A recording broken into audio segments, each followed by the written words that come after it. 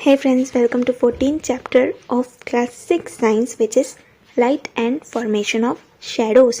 तो इस चैप्टर में हम पढ़ने वाले हैं कि लाइट क्या होता है। लास्ट चैप्टर में हमने पढ़ा था साउंड क्या होता है, साउंड प्रोपोगेट कैसे करता है और साउंड से रिलेटेड कुछ टर्म्स पढ़े थे। वैसे ही इस चैप्टर में हम पढ़ेंगे कि लाइट क्या होती है, लाइट प्रोड्यूस कैसे होती है। कई नेचुरल सोर्सेज भी होते हैं, कई आर्टिफिशियल सोर्सेज भी होते हैं। साथ ही हम पढ़ेंगे कि फॉर्मेशन ऑफ शैडो कैसे होता है, यानी कि शैडोज़ कैसे बनती हैं। तो सबसे पहले तो हमें देखना है लाइट के बारे में, तो फुल वीडियो को ज़रूर देखना ताकि अच्छे से आपको क्लियरली सब कुछ समझ आ सके। तो पहला देखते हैं कि can we see anything in total darkness. यहाँ पे आपको कुछ क्वेश्चंस पूछे गए हैं, तो बताइए क्या आप कुछ भी देख सकते हो अगर आपके चारों तरफ टोटल डार्कनेस है, चारों तरफ आपके अंधेरा है। तो इसका आंसर क्या आ जाएगा, नो, हम कुछ भी नहीं देख सकते अंधेरे में।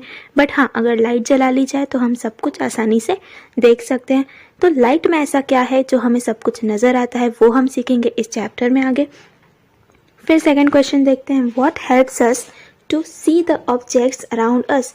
तो ऐसी कौन सी चीज़ है जो हमें मदद करती है कि हम अपने आसपास के सारे ऑब्जेक्ट्स को देख सकते हैं।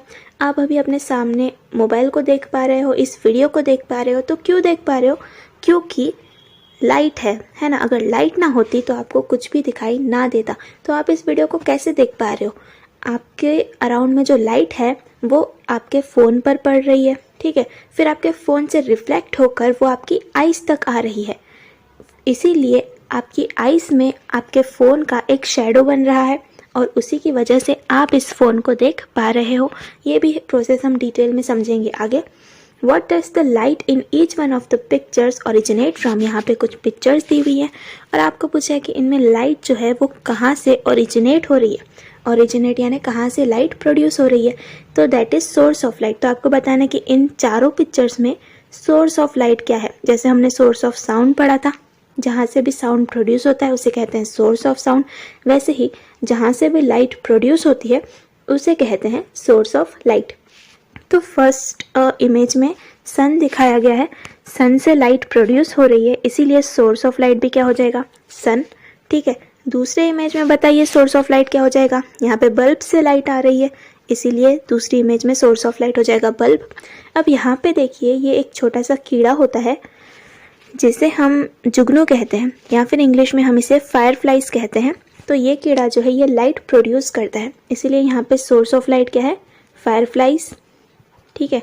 और फोर्थ इसमें एक कैंडल है, कैंडल से लाइट प्रोड्यूस हो रही है, इसलिए यहाँ पे सोर्स ऑफ लाइट क्या है, एक कैंडल, ठीक है। नेक्स्ट देखते हैं, द ऑब्जेक्ट्स और materials which emit light meaning those which themselves are a source of light are called luminous objects और materials। तो यहाँ पे एक डेफिनेशन दी हुई है कि luminous objects क्या होते हैं या luminous materials क्या होते हैं। तो ऐसे कुछ ऑब्जेक्ट्स जो खुद से होके लाइट प्रोड्यूस कर रहे हैं या लाइट इमिट कर रहे हैं, इमिट करना यानी प्रोड्यूस करना। तो जो ऑब्जेक्ट्स या जो मटेरियल्स खुद से लाइट प्रोड्यूस करते हैं, यानी कि वो खुद ही क्या है, वो खुद ही सोर्स ऑफ लाइट है, ऐसे ऑब्जेक्ट्स को हम क्या कहते हैं, ऐसे ऑब्जेक्ट्स को हम कहते हैं ल्यूमिनियस ऑब्जेक्ट्स या फिर ल्यूमिनस मटेरियल्स, ठीक है। The intensity of light is determined by the extent to which the object emit light. अब इंटेंसिटी ऑफ लाइट क्या होता है कि लाइट कितनी ज़्यादा प्रोड्यूस हो रही है। लाइट जितनी ज़्यादा प्रोड्यूस हो रही है उतनी ही लाइट की इंटेंसिटी होती है, ठीक है। तो अगर कोई ऑब्जेक्ट है वो ज़्यादा लाइट इमिट कर रहा है उसे, तो उस ऑब्जेक्ट को हम कहेंगे कि वो ऑब्जेक्ट जो है वो ज़्यादा लाइट इमिट कर रहा है, इसीलिए उस लाइट की इंटेंसिटी क्या है, ज़्यादा है, ठीक है। यहाँ पे मैं आपको कंपैरिजन के लिए इस पिक्चर में हम देखते हैं, जो पिक्चर ऊपर दी गई थी कि पहली पिक्चर तो सन की है और दूसरी पिक्चर बल्ब की है।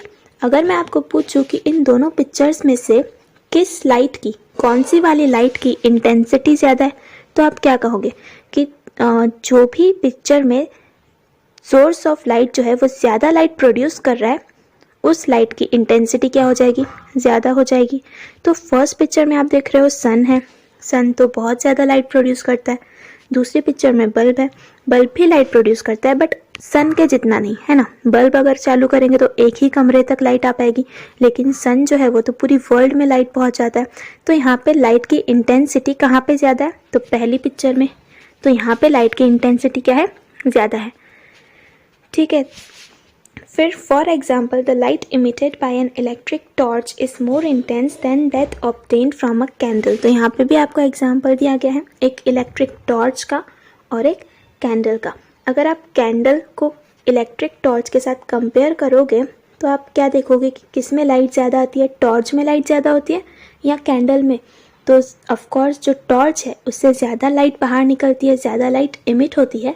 इसीलिए हम कहते हैं कि जो इलेक्ट्रिक टॉर्च है उसकी लाइट की इंटेंसिटी क्या है, ज़्यादा है। किसके कंपैरिजन में, तो इस कैंडल के कंपैरिजन में। तो जैसे हमने ल्यूमिनस ऑब्जेक्ट्स देखे अभी, वैसे ही हम देखेंगे कि नॉन ल्यूमिनस ऑब्जेक्ट्स या नॉन ल्यूमिनस मटेरियल्स क्या होते हैं। द ऑब्जेक्ट्स और materials that are not sources of light themselves are called non luminous objects और मटेरियल्स। तो ऐसे मटेरियल्स जो खुद से लाइट प्रोड्यूस नहीं करते, मतलब वो खुद सोर्स ऑफ लाइट नहीं है, उन्हें हम क्या कहेंगे, नॉन ल्यूमिनस ऑब्जेक्ट्स या नॉन ल्यूमिनस मटेरियल्स। जैसे कि एक टेबल है, ठीक है, आपके सामने कोई टेबल पड़ा है, तो आप बताइए कि क्या वो टेबल लाइट प्रोड्यूस कर रहा है, नहीं कर रहा है। आपके सामने अगर कोई ब्लैक बोर्ड है, ठीक है, तो क्या ब्लैक बोर्ड लाइट प्रोड्यूस करता है, नहीं करता है। तो इसीलिए ये सारे मटेरियल्स कैसे हैं, नॉन ल्यूमिनस ऑब्जेक्ट्स है। लेकिन अभी आप फ़ोन देख रहे हो, आप मोबाइल के सामने हो अपने, तो क्या मोबाइल से लाइट प्रोड्यूस हो रही है, हाँ मोबाइल से लाइट बाहर निकल रही है, इसलिए मोबाइल कैसा मटेरियल है, ल्यूमिनस मटेरियल या ल्यूमिनस ऑब्जेक्ट है।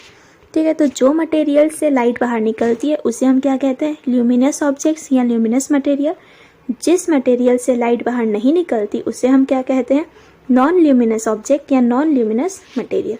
फिर देखते हैं some man made objects or materials also emit light, this are called artificial sources of light. अब यहाँ पे दो चीज़ें होती है, एक तो होता है नेचुरल सोर्स ऑफ लाइट और दूसरा क्या होता है, आर्टिफिशियल सोर्स ऑफ लाइट। सबसे पहले तो हमने देखा कि सोर्स ऑफ लाइट क्या होता है ना। ऐसी चीज़ें, ऐसे मटेरियल्स जिससे लाइट निकलती है उन्हें हम कहते हैं सोर्स ऑफ लाइट। जैसे सन लाइट दे रहा है इसीलिए सन सोर्स ऑफ लाइट है। ये जो यहाँ पे इंसेक्ट था फायरफ्लाइज, वो लाइट दे रहा है इसीलिए वो सोर्स ऑफ लाइट्स है। ठीक है, कैंडल से लाइट निकलती है इसीलिए कैंडल भी क्या है, सोर्स ऑफ लाइट है। अब ये जो सोर्स ऑफ लाइट है ये दो तरीके के होते हैं, नेचुरल भी हो सकते हैं और आर्टिफिशियल भी हो सकते हैं। नेचुरल तो वो जो नेचुरली लाइट प्रोड्यूस करते हैं और आर्टिफिशियल वो जो इंसान ने बनाए हैं और लाइट प्रोड्यूस करते हैं। नेचुरल में आप एग्जांपल देना चाहेंगे तो किसका देंगे, जैसे सन हो गया, ये नेचुरली लाइट प्रोड्यूस कर रहा है, इंसानों ने तो नहीं बनाया सन को, इसीलिए सन क्या है, नेचुरल सोर्स ऑफ लाइट है। फिर दूसरा नेचुरल सोर्स ऑफ लाइट का एग्जांपल क्या होगा, मून से भी लाइट प्रोड्यूस होती है, तो ये भी क्या है, नेचुरल सोर्स ऑफ लाइट है। कुछ इंसेक्ट्स होते हैं, कुछ मछलियाँ होती हैं, फिशेस होती हैं जो लाइट प्रोड्यूस करती हैं, तो वो भी नेचुरली प्रोड्यूस कर रही है इसीलिए वो नेचुरल सोर्स ऑफ लाइट है। तो आर्टिफिशियल सोर्स क्या होता है, आर्टिफिशियल सोर्स में क्या आ जाएगा, जैसे टॉर्च हो गई, टॉर्च तो हमने बनाया है ना और वो लाइट प्रोड्यूस कर रही है इसलिए वो आर्टिफिशियल सोर्स ऑफ लाइट है। फिर ये मोबाइल फ़ोन हो गया, ये भी क्या है, आर्टिफिशियल सोर्स ऑफ लाइट है। ठीक है, तो ऐसे नेचुरल और आर्टिफिशियल सोर्सेज के आप एग्जांपल लिख सकते हो। यहाँ पे आपको वही बताया गया है कि आप ल्यूमिनस ऑब्जेक्ट्स के एक लिस्ट बनाओ, मतलब ऐसे ऑब्जेक्ट्स जो लाइट प्रोड्यूस कर रहे हैं, फिर आप उसको क्लासीफाई करो कि कौन से नेचुरल है और कौन से आर्टिफिशियल है। मैंने अभी आपको एग्जांपल दिया है दोनों का, नेचुरल का भी और आर्टिफिशियल का भी। ठीक है, फिर देखते हैं the sun is the main natural source of light. सबसे मेन नेचुरल सोर्स कौन सा है लाइट का, तो सन नेचुरली लाइट प्रोड्यूस कर रहा है इसलिए वो क्या है, नेचुरल सोर्स ऑफ लाइट है। Other stars seen in the night sky, fireflies, some angler fish are as well as honey mushroom are natural sources of light। यहाँ पे कुछ और चीज़ें हैं जो नेचुरल सोर्स है लाइट का, जैसे कि स्टार्स हो गए, रात में तारे चमकते हैं, लाइट प्रोड्यूस करते हैं इसीलिए स्टार्स भी क्या है, नेचुरल सोर्स है।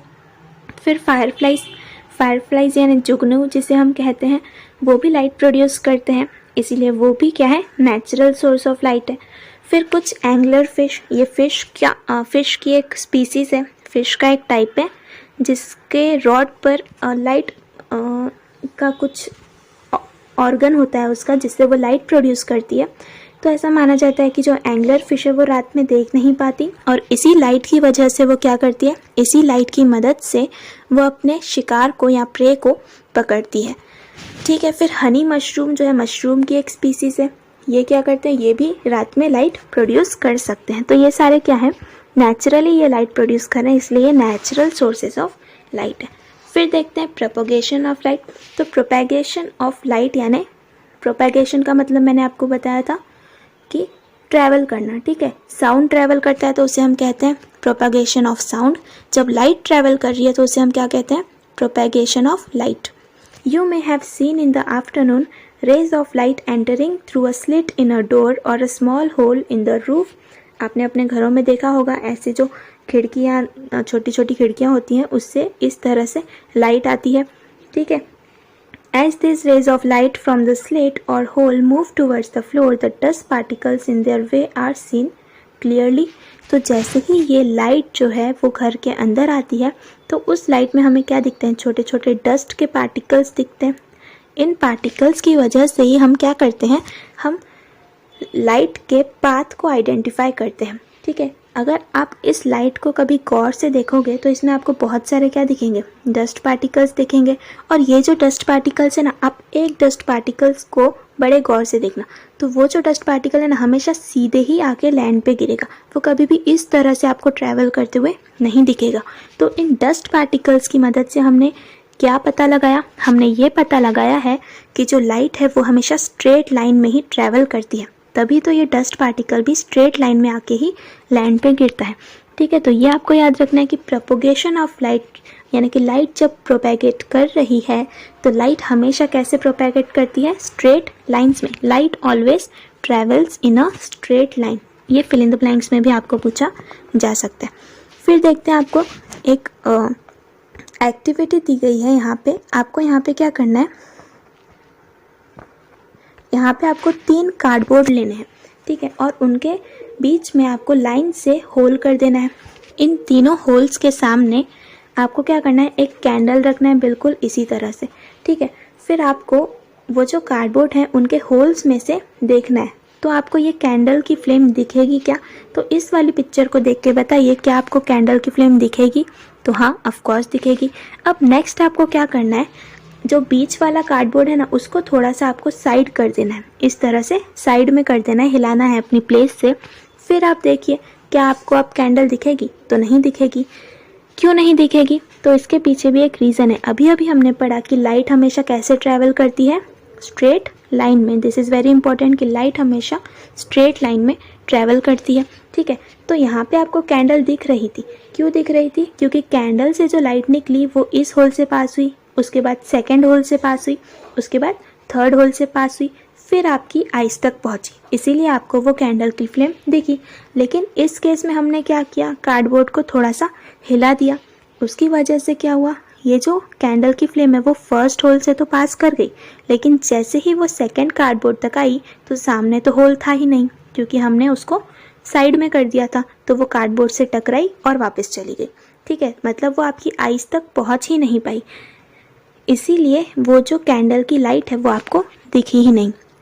और ऐसा तो है नहीं कि फर्स्ट कार्डबोर्ड जो है उससे लाइट पास करेगी, फिर थोड़ी सी टेढ़ी होकर सेकंड वाले होल से पास करेगी, फिर यहाँ पे बेंड करके फिर थर्ड होल से पास करेगी, तो ऐसे लाइट ट्रैवल नहीं करती। क्यों, क्योंकि हमने अभी देखा कि लाइट हमेशा कैसे ट्रैवल करती है, एक स्ट्रेट पाथ में, एक स्ट्रेट लाइन में ही ट्रैवल करती है, ठीक है। फिर आपको एक और एक्टिविटी यहाँ पे दी गई है। यहाँ पे ये बच्चा जिस तरह कर रहा है आपको भी वैसे ही करना है। क्या करना है, आपको यहाँ पे एक ऐसा ट्यूब लेना है आपको, ठीक है, और इस ट्यूब के सामने आपको कैंडल रखना है।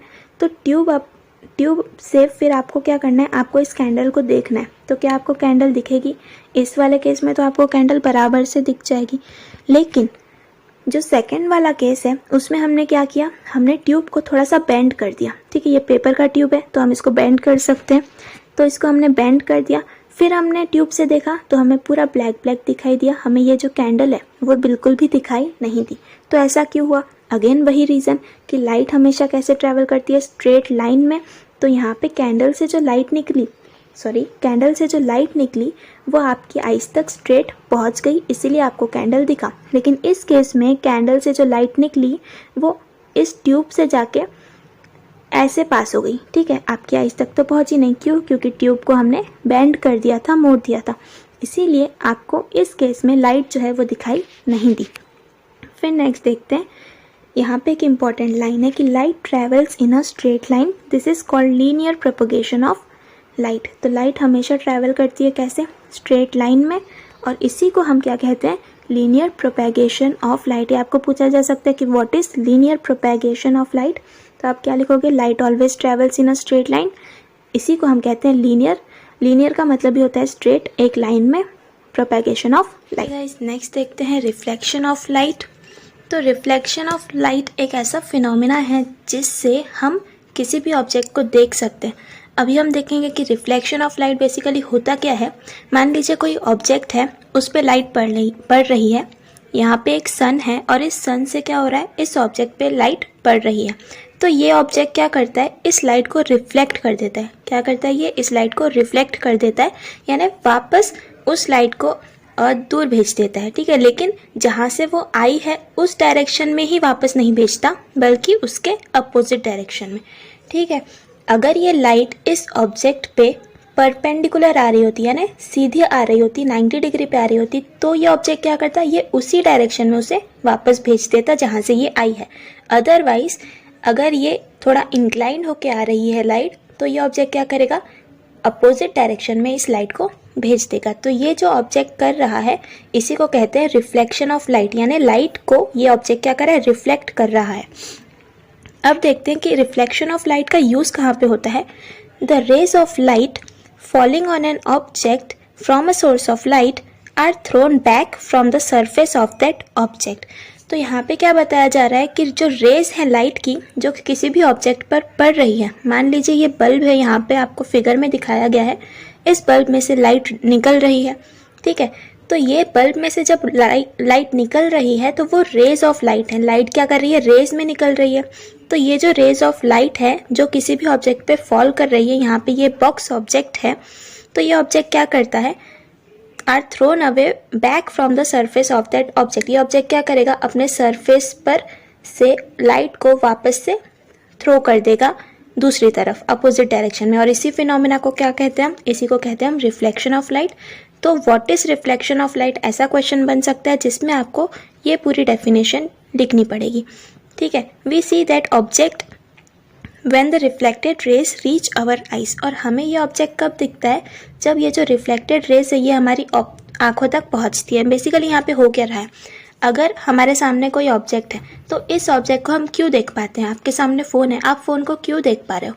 क्योंकि ये ऑब्जेक्ट क्या करता है? लाइट को रिफ्लेक्ट करता है और वो लाइट हमारी आंखों तक पहुंचती है। तो जब वो लाइट हमारी आंखों तक पहुंचती है तभी हम उस ऑब्जेक्ट को देख सकते हैं, ठीक है।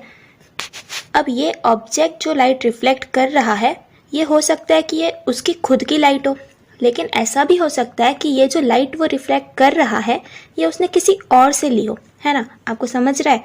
यहाँ पे क्या बात हो रही है कि ये जो ऑब्जेक्ट है, ऑब्जेक्ट क्या करता है? लाइट को रिफ्लेक्ट करता है। अब दो केसेस हो सकते हैं। ऐसा भी हो सकता है कि जो लाइट ये ऑब्जेक्ट रिफ्लेक्ट कर रहा है ये लाइट उस ऑब्जेक्ट की खुद की हो, लेकिन ऐसा भी तो हो सकता है कि वो जो लाइट है वो ऑब्जेक्ट की खुद की ना हो, बल्कि उसने किसी और से ली हो। अब इसका क्या मतलब हुआ? देखिए यहाँ पे जो ये बॉक्स है ये लाइट को तो रिफ्लेक्ट कर रहा है, लेकिन ये लाइट इस बॉक्स के पास आई कहाँ से? तो ये जो लाइट है इस बॉक्स ने ली है इस बल्ब से और फिर उसको रिफ्लेक्ट किया है। मतलब लाइट जो है वो बल्ब की है, ऑब्जेक्ट की नहीं है। लेकिन दूसरी एक केस की मैं बात करूँ, मान लीजिए सन है, ठीक है। हम सन को देख रहे हैं, यहाँ पे हमारी आँख है, तो हम सन को देख रहे हैं तो सन भी तो लाइट रिफ्लेक्ट कर रहा है। अब सन की खुद की लाइट है, ठीक है, सन की खुद की लाइट है और सन वो जो लाइट है हमारी आंखों तक पहुंचा रहा है। तो जो ऑब्जेक्ट्स यहीं पे आपको बताया गया है कि स्टार्स आर ल्यूमिनस। हमने ये पहले भी पढ़ा है कि जो ऑब्जेक्ट्स खुद की लाइट प्रोड्यूस करते हैं उन्हें हम क्या कहते हैं? Luminous objects. Planet satellites are non luminous. लेकिन जो प्लैनेट्स हैं, जो सैटेलाइट्स हैं, उनके पास खुद की लाइट नहीं होती, इसीलिए हम उन्हें क्या कहते हैं? वो नॉन ल्यूमिनस है, क्योंकि वो लाइट को इमिट नहीं कर रहे, लाइट को बाहर नहीं छोड़ रहे। Sunlight reflected from the surface of the moon reaches us. अब यहाँ पे जो मैं बात आपको समझाना चाह रही थी कि मान लीजिए ये सन है और ये मून है, ठीक है, ये क्या है? हमारा मून है और हम यहाँ पे खड़े। अब हमको मून दिख रहा है।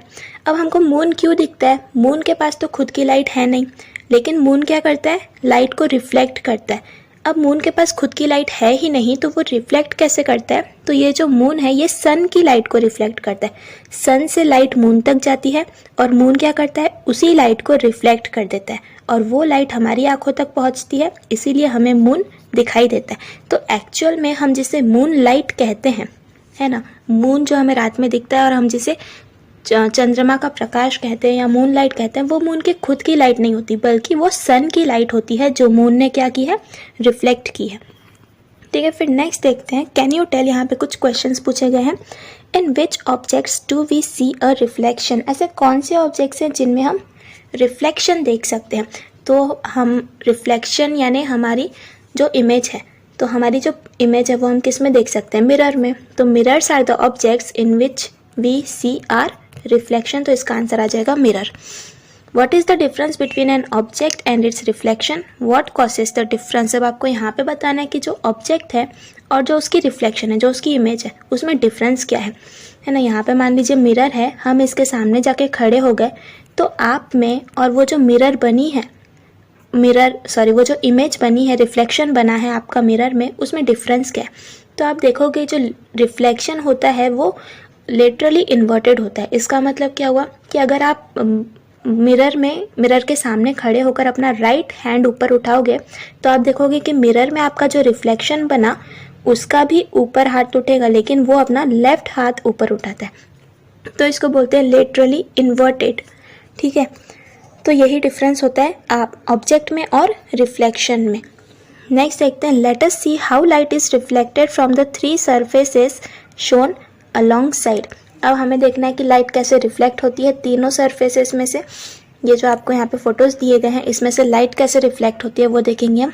When you see your face in a mirror, the light reflected from your face falls on the mirror and gets reflected back again, that is why you see the image in the mirror. अब आपको बताया गया है कि mirror में हमारी image कैसे बनती है। तो आप जब मिरर में अपना फेस देखते हो, तो मिरर में से लाइट रिफ्लेक्ट होती है और वो ही मिरर पे गिरती है। मान लीजिए ये मिरर है और यहाँ पे आप खड़े हो, तो आप मिरर में अपना फेस देख रहे हो, तो हो क्या रहा है, the light reflected from your face falls on the mirror. अब आपके फेस से लाइट रिफ्लेक्ट हुई है, वही लाइट क्या करती है, मिरर पे जाके गिरती है और इसीलिए आप अपना रिफ्लेक्शन देख पाते हो। मान लीजिए ये सन है, अब ये सन से लाइट आपके फेस पे आई और आपके फेस से कहाँ गई, मिरर पे गई, और मिरर पे जाने के बाद वही वो वापस से आपकी आंखों में रिफ्लेक्ट होती है। तो इसीलिए मिरर में आपको अपने ही जैसा रिफ्लेक्शन दिखाई देता है। Do you see your image in a glass pen? You do, although it is somewhat faint, no image will be seen at all on a wooden surface। अब आपको ग्लास पेन यानी ये जो कांच होते हैं, हमारी खिड़की के कांच होते हैं, दरवाज़ों के कांच होते हैं या गाड़ी के कांच हैं, उन्हें ग्लास पेन कहते हैं। तो ग्लास पेन में अगर आप इमेज देखने की कोशिश करोगे तो आपको नहीं दिखता है, आपको बहुत धुंधली सी इमेज दिखती है, थोड़ी थोड़ी सी दिखाई देती है। जबकि वुडन सरफेस की बात करें तो वुडन सरफेस पे अगर आप देखोगे तो आपको बिल्कुल भी आपकी इमेज दिखाई नहीं देती, है ना। तो ऐसे कुछ चीज़ों में हमें इमेज दिखाई देती है, जबकि कुछ चीज़ों में हमें अपनी इमेज नहीं दिखाई देती। You may have seen your image formed in surfaces such as a new steel dish, the glossy granite cladding of a wall and the still water in a lake। तो यहाँ पे कुछ surfaces है जिसमें आप अपनी इमेज देख सकते हो, जैसे ये स्टील की डिश है, स्टील की प्लेट्स है, इनमें आपकी परछाई दिख जाएगी। ग्लॉसी ग्रेनाइट क्लैडिंग, ये आपने देखा होगा बहुत सारे होटल्स में या बड़े बड़े शोरूम्स में लगे होती हैं ग्रेनाइट की दीवारें, उनमें भी इमेज दिखती है हमें अपनी। स्टिल वाटर होता है अगर लेक में, स्टिल वाटर यानी जो पानी बह नहीं रहा है, एक ही जगह पे खड़ा है, तो उस वाटर में भी आपको अपनी इमेज दिखाई देती है। Make a list of other similar surfaces, compare the images seen in them, make a guess about the property of a surface due to which an image is form, discuss this with your teachers and parents. तो आपको बताना है कि और कौन सी ऐसी चीज़ें हैं जिनमें हमें हमारी इमेज दिखाई देती है। तो ये बताइए आप कमेंट बॉक्स में कि कौन कौन सी चीज़ें हैं जिनमें हमारी इमेज दिखाई देती है और कौन कौन सी चीज़ें हैं जिनमें हमें हमारी इमेज दिखाई नहीं देती। ठीक है, फिर देखते हैं images in a plane mirror. अब प्लेन मिरर क्या होता है, जो आपके घर पे मिरर लगा होता है जिसमें देख के आप बाल बनाते हो ना, वही होता है प्लेन मिरर, जिसमें आपको आपका रिफ्लेक्शन दिखाई देता है। Stand in front of a plane mirror and look at your image in it. आपको क्या करना है, प्लेन मिरर के सामने खड़े होना है और अपनी इमेज देखनी है। फिर आपको कुछ एक्सपेरिमेंट्स करने हैं। Raise your right hand, which hand of the mirror image is raised. आप अपना राइट हैंड उठाओ, आपको क्या दिखेगा, मिरर में जो पर्सन है उसका लेफ्ट हाथ ऊपर उठा हुआ है ना, तो ये चेंज आपको दिखेगा। What change do you see in the image if you decrease or increase your distance from the mirror? अगर आप मिरर के सामने खड़े हो और मिरर के और पास जाते हो तो वो जो इमेज है अंदर वो भी मिरर के करीब आएगी, लेकिन मिरर से आप दूर जाते हो तो वो जो मिरर के अंदर इमेज बनी है आपकी वो भी क्या करेगी, मिरर से दूर जाना चाहेगी। Is there any difference between your height and height of the mirror image? आपकी हाइट और मिरर में जो इमेज है उसकी हाइट, क्या उसमें आपको कोई डिफरेंस दिखता है? तो मिरर में जो इमेज है और आपकी जो हाइट है उसमें सेम हाइट आपको दिखती है, कोई डिफरेंस नहीं दिखता। यहाँ पे इन्हीं तीनों पॉइंट के आंसर दिए गए हैं जो हमने देखा। The left and right sides of the original object appears to be exchange in the mirror image. वही बात है कि लेफ्ट और राइट साइड क्या हो जाती है, मिरर में एक्सचेंज हो जाती है। अगर आप अपना राइट हाथ उठाते हो तो मिरर में लेफ्ट दिखता है, आप लेफ्ट हाथ उठाओगे तो मिरर में राइट हैंड दिखेगा, है ना। तो ये एक्सचेंज हो जाता है लेफ्ट और right sides. Image is as far behind the mirror as the object is in front of it. तो आप जितना डिस्टेंस पे होगे मिरर से, इमेज भी उतना ही डिस्टेंस पे होगी। मान लीजिए ये मिरर है, ठीक है, ये मिरर है। आप अगर यहाँ पे खड़े हो मिरर के सामने, तो आप अगर 5 मीटर के डिस्टेंस पे खड़े हो तो आपकी जो इमेज बनेगी वो मिरर के पीछे बनेगी, लेकिन वो भी कितने डिस्टेंस पे बनेगी, 5 मीटर के डिस्टेंस पे। तो ये एक इम्पॉर्टेंट बात है कि आप जितने डिस्टेंस पे खड़े होते हो उतने ही डिस्टेंस पे क्या बनती है, आपकी इमेज बनती है मिरर में। Size of the image is the same as that of the object. अब आप जो इमेज है उसकी साइज कितनी होगी, जितना आपकी साइज है उतनी ही इमेज की भी साइज होगी। ये सब हम किसकी बात कर रहे हैं, तो ये हम बात कर रहे हैं प्लेन मिरर की, ठीक है। तो ये ऐसी इमेजेस बनती हैं प्लेन मिरर में। 3 चीज़ें हमने देखी प्लेन मिरर के रिस्पेक्ट में, क्या कि प्लेन मिरर में लेफ्ट और राइट साइड एक्सचेंज हो जाती है। दूसरी बात, जो इमेज है वो उतने डिस्टेंस पे बनती है जितने डिस्टेंस पे आप खड़े होते हो। मिरर से डिस्टेंस गिना जाता है इमेज का भी और आपका भी। तीसरी बात कि मिरर में आपकी जितनी हाइट है उतनी ही हाइट किसकी होगी, जो मिरर में आपकी इमेज बन रही है उसकी भी हाइट उतनी ही होगी, उसका भी साइज क्या होगा, उतना ही होगा। तो ये 3 चीज़ें इंपॉर्टेंट थी प्लेन मिरर से रिलेटेड। नेक्स्ट देखते हैं, how will you light up a dark room using reflected light. तो रिफ्लेक्टेड लाइट का यूज़ करके आप, एक डार्क रूम है जिसमें अंधेरा है पूरा, तो उस रूम को आप लाइट अप कैसे करोगे, उसमें लाइट कैसे लाओगे। तो जो रिफ्लेक्टेड लाइट्स का यूज़ करना है आपको। रिफ्लेक्टेड लाइट आप सन की यूज़ कर सकते हो, लाइट आप सन से लाइट आ रही है, ठीक है, बहुत ही अंदर पे रूम है जहाँ पे सन की लाइट डायरेक्टली नहीं पहुँच पा रही, तो हम मिरर्स लगा देंगे, मिरर से लाइट रिफ्लेक्ट हो जाएगी और वो रूम तक पहुँच जाएगी। Try to start the TV by operating the remote control from behind it. आपको क्या करना है कि टीवी का रिमोट जो है, आप क्या करो, टीवी के पीछे जाके खड़े हो जाओ और फिर रिमोट से चैनल पलटाने की कोशिश करो। हो पाएगा क्या, नहीं हो पाएगा। तो ऐसा क्यों नहीं हो पाया, क्योंकि अगर रिमोट देखा है तो रिमोट में सामने एक लाल बत्ती होती है छोटी सी, जिससे लाइट निकलती है, वो होती है इंफ्रारेड लाइट होती है। वो लाइट जो है वो टीवी तक पहुंचती है और तभी जाके टीवी काम करती है, टीवी के चैनल चेंज होते हैं। लेकिन आप टीवी के पीछे चले गए तो वो लाइट जो है वो पहुंच नहीं पाएगी टीवी तक, है ना, इसीलिए चैनल भी चेंज नहीं हो पाएगा। नेक्स्ट हमें देखना है a pinhole camera. Pinhole camera क्या होता है, आपको यहाँ पे एक एक्सपेरिमेंट करना है, ऐसा एक कैमरा बनाना है। देखते हैं क्या होता है। Take an empty cylindrical box, remove its cap on one side and paste a thin white paper in its place. आपको एक एम्प्टी सिलेंड्रिकल बॉक्स लेना है ऐसा, जो सिलेंडर के शेप का हो। फिर क्या करना है, इसमें का जो एक साइड में कैप है, एक साइड का जो ढक्कन है उसको आपको हटा देना है।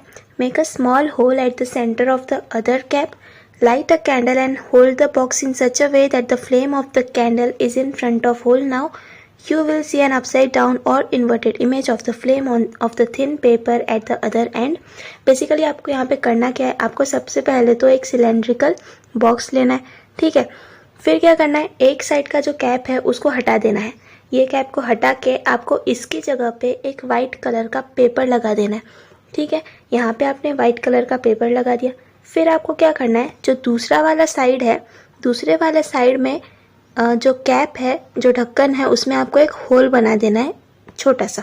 ठीक है, अब जहाँ पे आपने होल बनाया है, जो साइड पे आपने होल बनाया है, उसके जस्ट सामने आपको एक क्या रखना है, आपको एक कैंडल रखना है। अब कैंडल रखने के बाद आप देखोगे कि ये जो आपका वाइट पेपर था उस पे आपको इस कैंडल की इमेज दिखाई देगी। लेकिन आपको इमेज कैसी दिखाई देगी कैंडल की? बिल्कुल उल्टी, इस तरह से आपको इमेज दिखाई देगी, जैसा कि आपको पिक्चर में भी दिया हुआ है यहाँ पे। ये देखिए, आपने यहाँ पे ये ब्लैक कलर का जो ये बॉटल का होल है, होल के सामने आपने कैंडल रखा और आपको इमेज कैसी दिखाई दी? एकदम अपोजिट, इन्वर्टेड इमेज, यानी उल्टी इमेज आपको दिखाई दी है यहाँ पे। फिर आपको पूछा गया है कि ये जो एक्सपेरिमेंट किया हमने उसमें आपको कैंडल की इमेज तो इन्वर्टेड दिखाई दी, पर ऐसा क्यों हुआ? Why is the image on the diaphragm of the pinhole camera inverted? तो जो पिनहोल कैमरा था उसमें जो वाइट पेपर था, डायफ्राग्राम था, उस पे आपको इन्वर्टेड इमेज क्यों दिखाई दी, उल्टी क्यों दिखाई दी? तो इसके पीछे रीज़न क्या हो सकता है? हमने अभी तक जो पढ़ा है, सबसे पहले हमने पढ़ा था कि जो लाइट है वो हमेशा एक स्ट्रेट लाइन में ट्रैवल करती है। तो यही रीज़न है कि हमें ये कैंडल जो है वो इन्वर्टेड दिखाई देती है। यहाँ पे कैसे होता है ये हम एक्सप्लेन करते हैं। देखिए, ये जो कैंडल है, हम यहाँ पे ड्रॉ करते हैं, ये जो कैंडल है और यहाँ पे मान लीजिए वो होल है और यहाँ पे आपको इमेज दिखाई दे रही है। ठीक है, ये आपकी इमेज है। अब क्या हो रहा है, कैंडल के ये जो टिप है, यहाँ से जो लाइट निकल रही है वो हमेशा क्या करेगी? स्ट्रेट लाइन में ही ट्रैवल करेगी। तो अगर ये स्ट्रेट लाइन में ट्रैवल करती है तो ये आगे बढ़ ही नहीं पाएगी, क्योंकि यहाँ पे क्या था, यहाँ पे तो ढक्कन था, उसमें हमने एक होल बनाया था। ठीक है, तो अगर इसको कैंडल को स्ट्रेट लाइन में ट्रैवल करना है तो इसको इस होल में से भी पास करना है, तो इसको कैसे जाना पड़ेगा? इसको इस पाथ से जाना पड़ेगा। तो देख सकते हो आप यहाँ पे क्या बन गई, एकदम स्ट्रेट लाइन बन गई है ना। और अगर जो कैंडल का नीचे वाला पोर्शन है वहाँ से भी लाइट रे अगर रिफ्लेक्ट हो रही है तो फिर लाइट रे को अगर होल में से भी पास होना है तो कैसे जाएगी वो? और स्ट्रेट लाइन में होनी चाहिए। लाइट रेस कैसे होती है? स्ट्रेट लाइन में होनी चाहिए। तो ये जो लाइट रे है वो इस तरह से जाएगी। ठीक है, ये जो लाइट रे है वो इस तरह से जाएगी। तो अगर लाइट रेस होल में से पास होनी चाहिए और स्ट्रेट लाइन में ट्रैवल होनी चाहिए तो उसके पास तो ये दो ही रास्ते हैं। और अगर कैंडल के बीच वाले पार्ट से मान लीजिए लाइट रे रिफ्लेक्ट कर रही है तो वो किस तरह से जाएगी? वो इस तरह से सीधी जाएगी। तो मतलब कैंडल का जो ऊपर वाला पोर्शन है उसका रिफ्लेक्शन हमें कहाँ दिखेगा? नीचे की तरफ, बिल्कुल यहाँ पे, क्योंकि लाइट रे के पास ऐसा ही स्ट्रेट पाथ था, है ना। अगर कैंडल का रिफ्लेक्शन हमें ऊपर चाहिए, अगर कैंडल को हमें इस तरह से देखना है सीधे तरह से, तो मतलब लाइट को किस तरह ट्रैवल करना पड़ेगा? पहले तो यहाँ तक, होल तक, और फिर ऐसे ट्रैवल करना पड़ेगा। तो आप देख सकते हो यहाँ पे ये स्ट्रेट लाइन नहीं है, तो लाइट ऐसे ट्रैवल नहीं कर सकती। इसीलिए हमें क्या दिखती है? कैंडल जो है वो इन्वर्टेड दिखती है। ठीक है, फिर नेक्स्ट देखते हैं, can you tell what difference do you notice on looking through the windows in the picture? What causes the difference? The picture show transparent, opaque, translucent window panes. Spot them. तो यहाँ पे 3 type के Windows आपको दिए गए हैं। आपको इन Windows से देखने पर आपको क्या डिफरेंस दिखता है? तो पहली जो विंडो है उसमें से अगर आप देखोगे तो आपको सब कुछ क्लियर दिखाई देगा। दूसरी विंडो अगर आप देखोगे तो उसमें से जो बाहर की चीज़ें वो आपको क्लियर नहीं दिखाई देंगी, थोड़ी सी धुंधली दिखाई देंगी। और तीसरी विंडो में से अगर आप देखोगे तो आपको कुछ भी नहीं दिखाई देगा। तो आपको यहाँ पे 3 टाइप के मटेरियल दिए गए हैं। ऐसे मटेरियल जिनमें से बाहर देखने पर आपको सब कुछ क्लियर दिखाई देता है, ऐसे मटेरियल्स को हम क्या कहते हैं? Transparent objects.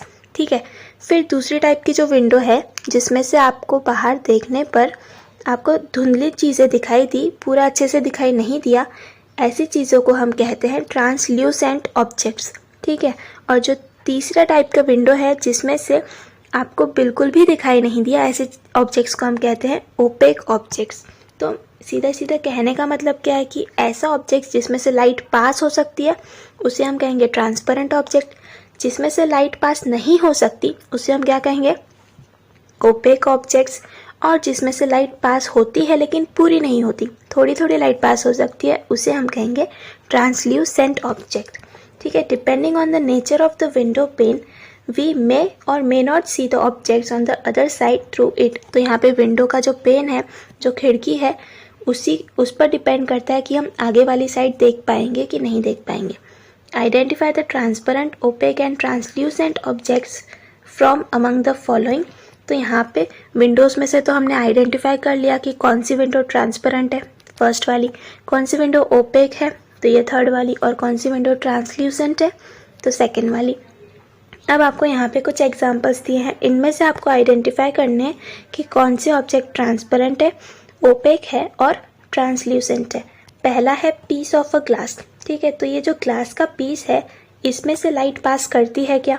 तो हाँ, अगर हम ग्लास सामने रख दे तो उसमें से हमें सामने वाली चीज़ें दिखाई देती है, मतलब ग्लास क्या हो गया, ट्रांसपेरेंट ऑब्जेक्ट हो गया।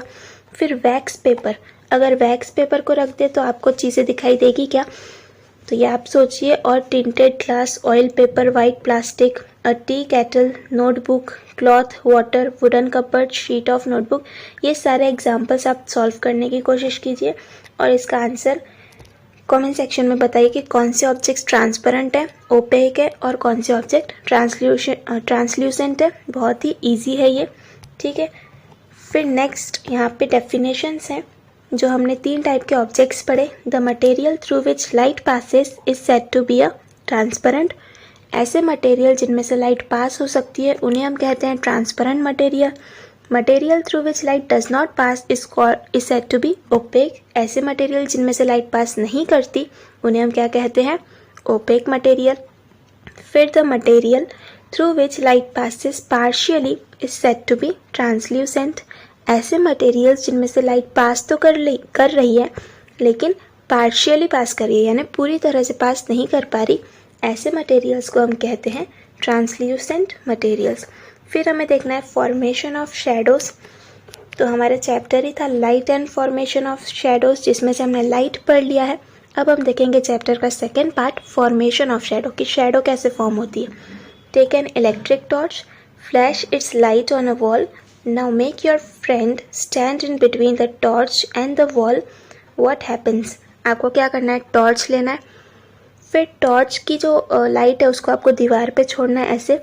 फिर आपकी जो फ्रेंड है उसे कहना है कि टॉर्च और दीवार के बीच में खड़े रहो। फिर आप क्या देखोगे कि आपकी जो फ्रेंड है उसकी इमेज या उसकी परछाई, उसकी शैडो जो है वो आपको दीवार पे दिखेगी।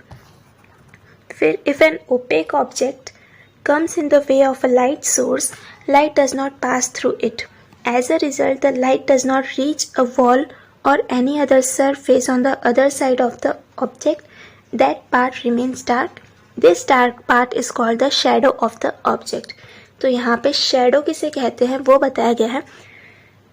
तो shadow हम किसे कहते हैं, अगर कोई opaque object है। opaque object क्या होता है, हमने अभी पढ़ा, ऐसा कोई object जिसमें से light pass नहीं कर सकती, उसे हम कहते हैं ओपेक ऑब्जेक्ट। तो अगर कोई ओपेक ऑब्जेक्ट लाइट सोर्स के रास्ते के बीच में आ रहा है, जैसे अभी एक टॉर्च थी जो कि दीवार पे पड़ रही थी, है ना, ये दीवार है, ये टॉर्च की रेस है, तो ये टॉर्च थी जो दीवार पे पड़ रही थी, लेकिन बीच में अगर कोई पर्सन आ गया तो पर्सन क्या है, ओपेक है, यानी पर्सन में से लाइट पास नहीं कर सकती, तो पर्सन क्या हो गया, ओपेक हो गया।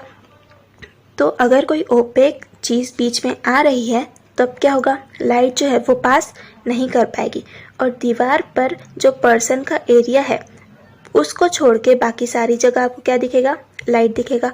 वही जो पर्सन का एरिया है उसी को हम कहते हैं, वो जो डार्क एरिया है उसी को हम क्या कहते हैं, शैडो ऑफ द ऑब्जेक्ट। तो यहाँ पे पर्सन का शैडो हमें दिखाई दिया था।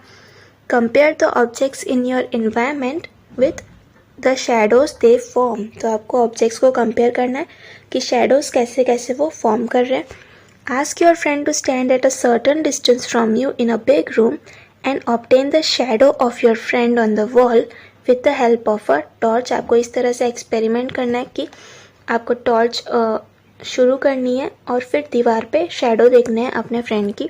Now carry out the following actions, observe and make a note of the changes taking place in the shadow.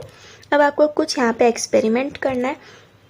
Send the friend closer to the wall. अपने friend से कहना है कि वो वॉल के थोड़ा सा करीब हो जाए, पीछे हो जाए तो शैडो भी क्या हो जाएगी, छोटी हो जाएगी।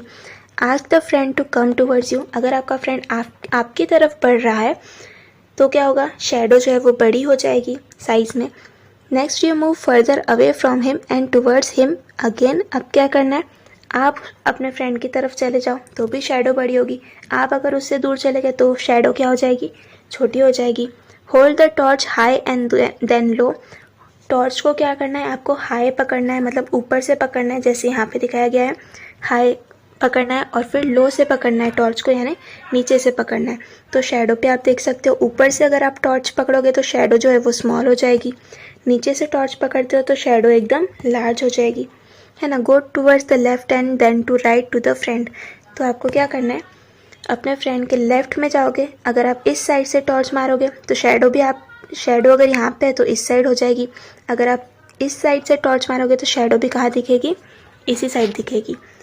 तो ऐसे शेडो जैसे जैसे हम सोर्स ऑफ लाइट को हिला रहे हैं, सोर्स ऑफ लाइट को जैसे जैसे हम मूव करेंगे वैसे वैसे क्या हो रहा है, शेडो भी मूव कर रही है। नेक्स्ट देखते हैं, the shadow of an object is formed only when light does not pass through the object. तो किसी भी ऑब्जेक्ट का शेडो कब बनता है, जब लाइट जो है वो उस ऑब्जेक्ट से पास नहीं कर रही है ना। यहाँ पे जो टॉर्च थी तो टॉर्च के बीच में कौन सा पर्सन आ गया, ये पर्सन टॉर्च के बीच में आ गया, टॉर्च की जो लाइट है उसके बीच में आ गया। तो ये जो पर्सन था वो कैसा था, ओपेक पर्सन था, यानी इसमें से लाइट पास नहीं कर रही, तभी जाके ये शेडो बन गई।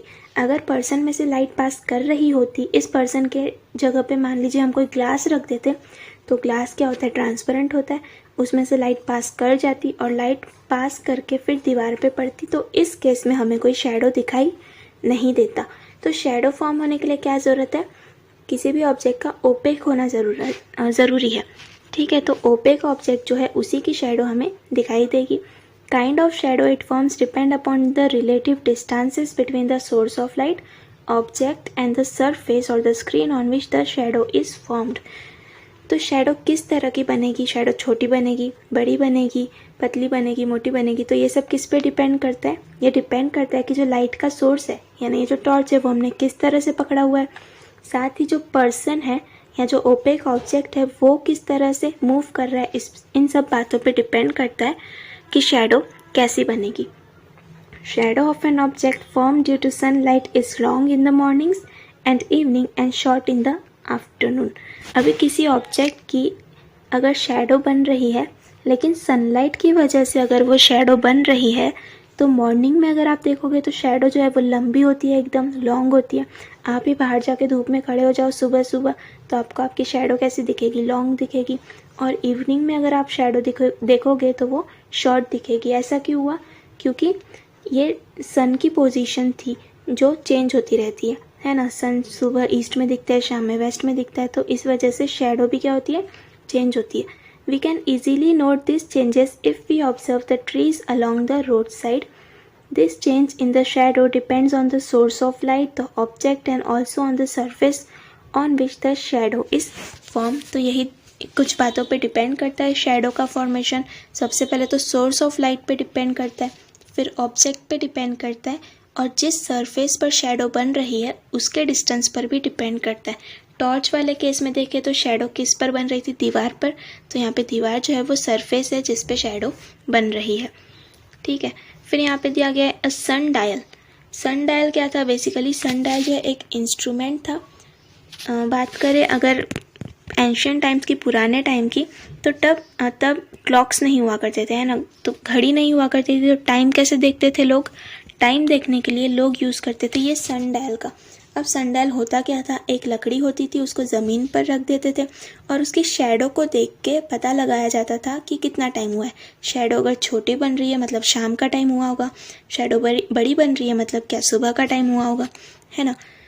तो देखते हैं, a sundial is an instrument that indicates the time with the help of the extent and the direction of the shadow of an object formed in sunlight। तो वही बताया गया है कि सन डायल क्या है, एक इंस्ट्रूमेंट है जो हमें क्या बताता है, जो हमें टाइम बताता है, कैसे शेडो की जो डायरेक्शन है उसको देख के हम इससे टाइम का पता लगा सकते हैं। Earlier time was measured by placing a stick parallel to the axis of the earth and by noting the position of its shadow on the dial at different times of day। तो पहले time कैसे देखते थे, एक stick को रख देते थे अर्थ से मतलब सीधा ये अर्थ है, अर्थ से पैरेलल में हम क्या करेंगे, एक स्टिक रख देंगे और फिर देखेंगे कि शैडो किस तरह से पड़ रही है। शैडो का अंदाज़ा लगा के हम टाइम बता सकते हैं। Largest sundial is at Jantar Mantar new Delhi. तो न्यू दिल्ली में एक प्लेस है जंतर मंतर, वहीं पे लार्जेस्ट सबसे बड़ा सनडायल है और वो ये उसी का फ़ोटो है। ठीक है, फिर the research work presented by the Indian scientist sir C.V. Raman regarding scattering of light is known as Raman effect. अब एक साइंटिस्ट थे जिनका नाम क्या था, C.V. रमन, बहुत बड़े साइंटिस्ट थे ये। जो सर C.V. रमन है, ये ऐसे पहले पर्सन थे जिनको फिज़िक्स में नोबेल प्राइज़ मिला था। तो ये सच में बहुत बड़ी बात होती है।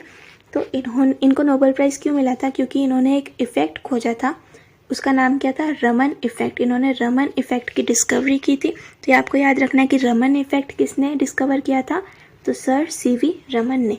अब ये रमन इफ़ेक्ट होता क्या है, इसके बारे में आपको ज़्यादा दिया नहीं गया है, बट फिर भी देख लेते हैं कि रमन इफ़ेक्ट क्या होता है। मान लीजिए ये कोई ऑब्जेक्ट है, ट्रांसपेरेंट ऑब्जेक्ट है, ठीक है, इसमें से लाइट पास हो सकती है। तो अब यहाँ से लाइट आ रही है, हमें पता है लाइट जो है वो वेव्स में आती है, तो ये लाइट की वेव है। ठीक है, अब यहाँ से लाइट जब पास करेगी तो कुछ लाइट जो है वो तो वैसे की वैसी ही निकल जाएगी, लेकिन कुछ लाइट जो है वो थोड़ी ऐसी निकलेगी और कुछ लाइट जो है वो ऐसी निकलेगी। ठीक है, तो यहाँ पे इसको हम कहते हैं फ्रीक्वेंसी ऑफ लाइट चेंज होना। आप वेव्स देख रहे हो, कुछ एकदम बड़ी बड़ी हो गई, कुछ एकदम उतनी ही वेव्स रही, और वेव जो है कुछ एकदम छोटी छोटी हो गई। तो इसी को कहते हैं हम फ्रीक्वेंसी। फ्रीक्वेंसी क्या होता है, अगर मैं यहाँ पे टाइमर लगा दूँ तो 1 सेकेंड में कितनी वेव्स पास कर सकती है, उसे हम कहते हैं फ्रीक्वेंसी। 1 सेकेंड में इतने एरिया में से कितनी ऐसी जो वेव्स है वो पास कर सकती है, उसे हम कहते हैं फ्रीक्वेंसी। तो रमन इफ़ेक्ट में यही बताया था सर C.V. रमन ने कि अगर कोई ट्रांसपेरेंट ऑब्जेक्ट है और वेव उसमें से पास कर रही है, तो जो वेव ट्रांसपेरेंट होके बाहर निकलती है वेव, तो वो जो वेव है उसमें से कुछ वेव तो ओरिजिनल वेव के जैसी ही रहेंगी, कुछ वेव्स जो हैं वो ओरिजिनल वेव से फ्रीक्वेंसी में बड़ी रहेंगी, और कुछ वेव्स क्या है, ओरिजिनल वेव से फ्रीक्वेंसी में छोटी रहेंगी। तो इसी बात के लिए उनको क्या मिला था, नोबेल प्राइज़ मिला था। He discovered this effect on 28 फरवरी 1928। तो जो रमन इफेक्ट है वो उन्होंने कब फाइंड किया था, 28 फरवरी 1928 को, और इसी दिन को 28 फरवरी को ही हम मनाते हैं नेशनल साइंस डे के रूप में, और वो सर C.V. रमन की याद में ही मनाते हैं।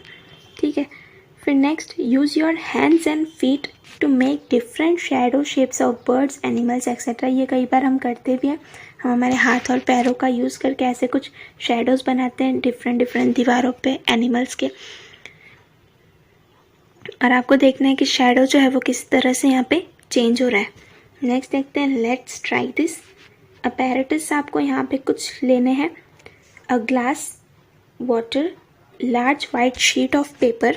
ग्लास लेना है, एक पानी लेना है उसमें, और एक वाइट शीट लेनी है पेपर की। फिर क्या करना है, place the glass filled with water on a sheet of paper in the window so that it receives direct sunlight what is seen on the paper. तो यहाँ पे आपको क्या करना है, जो ग्लास आपने लिया है उसमें आपको पहले तो पानी भर देना है।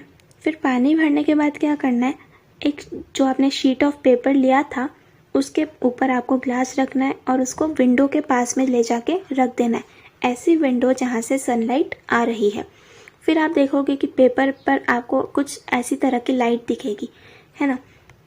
तो आपको what is seen on the paper, आपको यही पूछा है कि पेपर पर क्या दिखेगा, तो सनलाइट आएगी ग्लास से, और ग्लास से पास होते हुए आपको सनलाइट यहाँ पे दिखेगी। Can we do the same in a dark room with the help of a prism and a torch, what do we learn from this. तो आप ऐसा डार्क रूम में भी कर सकते हो, लेकिन वहाँ पे आपको सनलाइट की जगह पे क्या चाहिए रहेगी, टॉर्च चाहिए रहेगी। और आप ऐसा, इससे आपको क्या सीखने मिला ये आपको पूछा गया है। तो यहाँ पे देखिए, जब लाइट आई तो ग्लास से लाइट जो है वो सीधी पास हो जानी चाहिए थी, है ना। ग्लास क्या है, ट्रांसपेरेंट है, तो ग्लास से जो लाइट है वो सीधी पास हो जानी चाहिए थी, बट ऐसा हुआ नहीं। लाइट कहाँ पे दिखी हमको, पेपर पे दिखी, मतलब लाइट जो है वो बेंट हो गई। ये क्या हो गया, अभी अभी तो हमने पढ़ा कि जो लाइट है वो स्ट्रेट लाइन में ट्रैवल करती है। बट ये तो चमत्कार हो गया कि लाइट यहाँ से आई और ऐसे बेंड कर गई। तो इसके पीछे भी रीज़न है, लाइट स्ट्रेट लाइन में तो ट्रैवल करती है, लेकिन अगर सेम मीडियम हो तो, ध्यान से सुनिएगा, अगर सेम मीडियम हो तभी लाइट क्या करती है, स्ट्रेट लाइन में ट्रैवल करती है। यहाँ पे बात करें तो मीडियम जो है वो चेंज हो गया, पहले यहाँ पे क्या था, एयर था, और फिर यहाँ पे क्या आ गया, वाटर आ गया, मतलब मीडियम क्या हो गया, चेंज हो गया। इसीलिए लाइट जो है वो बेंड हो गई। अगर डिफरेंट मीडियम रहे तो लाइट बेंड हो जाती है, ठीक है। तो ये इस एक्सपेरिमेंट से हमने यही सीखा कि लाइट जो है वो स्ट्रेट लाइन में कब तक ट्रैवल करेगी, जब तक सेम मीडियम हो। अगर डिफरेंट मीडियम है तो लाइट क्या करती है, बेंड हो जाती है। फिर आपको दूसरा एक्सपेरिमेंट दिया है जिसमें आपको सोप वाटर लेना है और a small loop of wire लेना है। If you dip the wire loop in the soap water and then blow on it, soap bubbles are formed. Beautiful colors of the rainbow are seen in these bubbles. तो आपको यहाँ पे क्या बताया गया है कि अगर आप एक ऐसा स्मॉल लूप ऑफ वायर लोगे, मतलब ऐसा लूप यानी क्लोज्ड वायर लोगे, उसको आप पानी में, साबुन वाले पानी में अगर आप डिप करोगे और फिर ऊपर उठा के इसमें आप फूंक मारोगे तो क्या दिखता है, हमको बबल्स फॉर्म किए हुए दिखते हैं। ये बचपन में हम खेलते भी हैं कि सोप का जो पानी है, साबुन वाले पानी से हम बबल्स बनाते हैं, और वो जो बबल्स है उसमें आपको रेनबो जैसे 7 कलर्स दिखाई देंगे और बहुत ही सुंदर लगते हैं वो, ठीक है। What you see on holding a CD in the sun, अगर आप सीडी को ऐसे सन में पकड़ के रखोगे, धूप में सीडी को ले जाओगे तो आपको डिफरेंट डिफरेंट कलर्स दिखते हैं सीडी पे, है ना। तो ये जो दोनों एक्सपेरिमेंट्स थे, सेकंड और थर्ड, इससे बताना क्या चाहते हैं कि जब हमने सोप वाटर लिया, साबुन का पानी लिया, तो साबुन का पानी तो वाइट था, है ना, लेकिन बबल्स अगर फॉर्म हुए तो बबल्स जो थे उनमें अलग अलग कलर दिखाई दिया हमें। फिर हमने सीडी ली तो सीडी का कलर भी क्या था, वाइट था, लेकिन सीडी को धूप में हम जैसे लेकर गए तो क्या पता चला कि सीडी में तो इतने सारे कलर्स होते हैं, है ना, वायलेट, इंडिगो, ग्रीन, यहाँ पर रेड, इतने सारे हमको कलर्स दिख रहे हैं। तो इन एक्सपेरिमेंट से हमें पता क्या चलता है कि जो वाइट कलर है वो एक्चुअली 7 कलर्स से बना हुआ होता है। जो वाइट कलर है वो कितने कलर से बना होता है, 7 कलर्स से। और वो 7 कलर्स कौन से हैं, ये 7 कलर्स वही है जो रेनबो के कलर्स होते हैं, यानी VIBGYOR, violet, indigo, blue, green, yellow, orange और रेड। ये 7 कलर्स होते हैं। वाइट कलर जो है वो इन 7 कलर्स से बना होता है। नेक्स्ट देखते हैं, in the past the British scientist Sir Isaac Newton made a special disc. One side of the disc was divided equally into 7 petals of the 7 colors: red, orange, yellow, green, blue, indigo, and violet. The disc was fitted on a stand and rotated fast. As the disc rotated, the 7 colors disappeared and only white was seen. This proved that sunlight is made up of 7 colors. That is why the disc is known as Newton's disc. Newton wrote a book called Optics about light. तो यहाँ पे बहुत interesting experiment जो Newton ने किया था। Newton को कौन नहीं चाहता है, सर आइजैक न्यूटन जो है, इन्होंने क्या किया, इन्होंने ऐसी एक डिस्क बनाई बिल्कुल सेम टू सेम ऐसी ही, जिसमें उन्होंने क्या किया, 7 कलर्स डिस्क में रखे, ठीक है। फिर क्या किया, इन्होंने डिस्क को बहुत ही तेज़ रोटेट किया। इसमें एक मशीन फिटेड थी, मशीन की हेल्प से डिस्क को उन्होंने बहुत जोर के घुमाया, और डिस्क जब घूम रही थी तब इन्होंने क्या देखा कि ये 7 कलर्स जो थे वो डिसअपियर हो गए। मतलब हमको ये 7 कलर्स दिखाई ही नहीं दे रहे थे, हमको सिर्फ एक कलर दिखाई दे रहा था, और वो कौन सा, वाइट कलर। लेकिन कब, अगर ये डिस्क नहीं घूम रही है तब तो हमें सारे कलर्स सेम दिखाई दे रहे हैं, जैसे हैं वैसे। लेकिन डिस्क ने जैसे ही घूमना चालू किया हाई स्पीड पे, तब हमें ये सारे कलर्स दिखाई ही नहीं दिए। हमें क्या दिखाई दिया, हमें सिर्फ वाइट कलर दिखाई दिया। तो इस एक्सपेरिमेंट से भी पता चला था कि जो वाइट कलर है वो किससे मिलकर बना है, इन 7 कलर्स से मिलकर बना है, जो कि रेनबो के कलर्स हैं, ठीक है। और इस डिस्क को क्या कहा जाता है, तब से इस डिस्क को न्यूटन्स डिस्क कहा जाता है, क्योंकि न्यूटन ने फाइंड किया था। फिर न्यूटन ने इस पर एक बुक भी लिखी थी जिसे कहा जाता है ऑप्टिक्स। ये जो पूरी बुक है ऑप्टिक्स, उसमें सब कुछ लाइट के बारे में बताया गया है। आप जब 11th-12th में जाओगे तो आपको ये पढ़ना ही पड़ेगा। The shape of a shadow depends upon the source of light, object and the surface on which it is formed. We should not get frightened by the shadows we see at night because there is simple science behind that. तो हम ये जो shadow बनती है, जो हमारी परछाई बनती है, वो डिफरेंट चीज़ों पे डिपेंड करती है। डिपेंड करता है कि सोर्स ऑफ लाइट क्या है, सन है, टॉर्च है। दूसरा डिपेंड करता है कि हमने सोर्स ऑफ लाइट को कैसे रखा है, ऊपर रखा है, नीचे रखा है। फिर ऑब्जेक्ट क्या है है ना, ओपेक ऑब्जेक्ट होना चाहिए, मैंने बताया आपको। फिर जिस सरफेस पर शेडो पड़ रही है उस पर भी डिपेंड करता है कि शेडो कैसी बनेगी। रात में हमें बहुत बड़ी बड़ी शेडोज दिखाई देती हैं तो उससे हमें डरना नहीं चाहिए। क्यों? क्योंकि इसके पीछे सिंपल साइंस है। वहाँ पे सोर्स ऑफ ऑब्जेक्ट से इस तरह सोर्स ऑफ लाइट जो है वही इस तरह से रखा होता है कि शेडो हमें बहुत ही डरावनी दिखाई देती है। फिर नेक्स्ट देखते हैं, पूरे चैप्टर में हमने पढ़ा क्या है। A substance that emits light is a source of light. ठीक है, जो भी सब्सटेंस लाइट इमिट करता है, इमिट करना यानी छोड़ना, तो जो भी सब्सटेंस लाइट को इमिट करता है, बाहर छोड़ता है, उसे हम क्या कहते हैं? सोर्स ऑफ लाइट कहते हैं। फिर the natural sources of light are sun, stars, fireflies etcetera. The lantern, the flame of candle, electric bulb etcetera are artificial sources of light.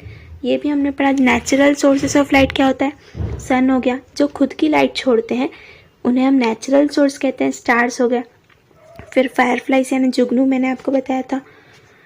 ये सब क्या है? नेचुरल सोर्सेस ऑफ लाइट है। कुछ artificial sources of light भी होते हैं, जैसे कि लैंटर्न हो गया यानी लालटेन, फ्लेम ऑफ कैंडल, कैंडल हो गई, इलेक्ट्रिक बल्ब हो गया। ये सब क्या है? ये इलेक्ट्रिसिटी पे चल रहा है इलेक्ट्रिक बल्ब। तो ये सब आर्टिफिशियल सोर्सेस हैं, यानी जो मैन ने बनाया है। ये खुद से लाइट प्रोड्यूस नहीं करते। Light is propagated in a straight line. Light हमेशा स्ट्रेट लाइन में ही जाती है ना, स्ट्रेट लाइन में ही ट्रैवल करती है। लेकिन कब तक? ये भी हमने देखा, अगर मीडियम सेम है तभी लाइट क्या करेगी? स्ट्रेट लाइन में ट्रैवल करेगी। अगर मीडियम अलग अलग है तो लाइट स्ट्रेट लाइन में ट्रैवल नहीं करती है। Light must be reflected from the surface of an object for the object to be seen. अगर कोई ऑब्जेक्ट हमें देखना है तो लाइट उस ऑब्जेक्ट के सरफेस से रिफ्लेक्ट करनी चाहिए। हमने टेबल देखा था कि सन से जो है लाइट टेबल पर पड़ती है, फिर टेबल से लाइट क्या करती है? हमारी आंखों तक आती है। तो जब हमारी आंखों तक आती है तभी हमें वो लाइट दिखती है। मतलब कोई ऑब्जेक्ट अगर हमें देखना है तो उस ऑब्जेक्ट से लाइट क्या करनी चाहिए? रिफ्लेक्ट करनी चाहिए। If an opaque object obstruct the path of light it cast a shadow. अगर कोई ओपेक ऑब्जेक्ट है वो लाइट के पाथ के बीच में आता है तो उससे क्या बन जाता है? शैडो बन जाता है।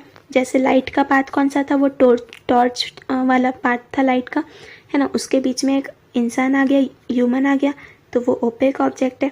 उसकी वजह से क्या बना? पीछे दीवार पे क्या बन रहा था? शैडो बन रहा था। White sunlight contains 7 colours. अभी हमने देखा कि जो वाइट लाइट है उसमें 7 कलर्स होते हैं। कौन कौन से होते हैं? विपक्योर होते हैं, violet, indigo, blue, green, yellow, orange और रेड। फिर साइंस वॉच है। Many questions arise in our mind while studying science, some easy, some difficult. Where can we find the answers to them? Do not keep the questions to yourself. Keep asking those questions and look for the answers. The store of knowledge is enormous. Glean as many particles of it as you can. तो यहाँ पे बोला गया कि जब भी आप science पढ़ते हो तो बहुत सारे क्वेश्चंस आपके माइंड में आते हैं, तो उन क्वेश्चंस को कभी भी दबाने की कोशिश मत कीजिए, बल्कि क्वेश्चंस पूछिए, आपके टीचर्स से पूछिए। अगर आपको वीडियो में समझ नहीं आ रहा है तो कमेंट सेक्शन में पूछिए, I will try to answer them. ठीक है, तो कभी भी क्वेश्चंस को मन में मत दबाइए। जितना ज़्यादा आप क्वेश्चंस पूछेंगे उससे क्या होगा? आपका नॉलेज इंक्रीज होगा। और साइंस जो है वो बहुत ही वास्ट है। ऐसा कुछ भी नहीं है साइंस में कि जो सबको पता हो, है ना। साइंस बहुत ज़्यादा बड़ा सब्जेक्ट है, तो छोटी से छोटी बात भी बहुत मायने रखती है यहाँ पे। Did you ever wonder why do we pucker our lips when blowing a candle out? तो जब हम कोई कैंडल बुझाते हैं, बर्थडेज पे हम क्या करते हैं? केक के ऊपर कैंडल लगी होती है, हम बुझाते हैं, है ना। तो बुझाने के टाइम हम हमारे लिप्स का ऐसा शेप क्यों बनाते हैं? ऐसा पकड़ शेप क्यों बनाते हैं? When we pucker our lips, we leave only a small space for the air to come out. That increases the pressure on the air and it helps to put out the candle. यहाँ पे क्या बताया गया है कि जब हम पकड़ करते हैं, यानी हमारा जो माउथ है उसका ऐसा शेप बनाते हैं, तो हम क्या करते हैं? एयर के लिए एक छोटा सा ही स्पेस रखते हैं बाहर जाने के लिए, जिससे एयर प्रेशर बढ़ता है और इसीलिए आगे की जो कैंडल है उस पर बहुत सारी एयर एक साथ आती है और वो बुझ जाती है। फिर यहाँ पे हमारा चैप्टर कंप्लीट होता है। एक्सरसाइज की वीडियो भी आपको मिल जाएगी जल्दी। ठीक है, तो फिर से एक बार क्वेश्चंस आपको नहीं समझे हो, कुछ भी नहीं समझा हो, तो कमेंट सेक्शन में प्लीज़ बताइए, I will try to answer them. और आपको लेक्चर समझा हो तो वीडियो को लाइक कर दीजिए। थैंक यू सो मच, मिलते हैं नेक्स्ट चैप्टर में।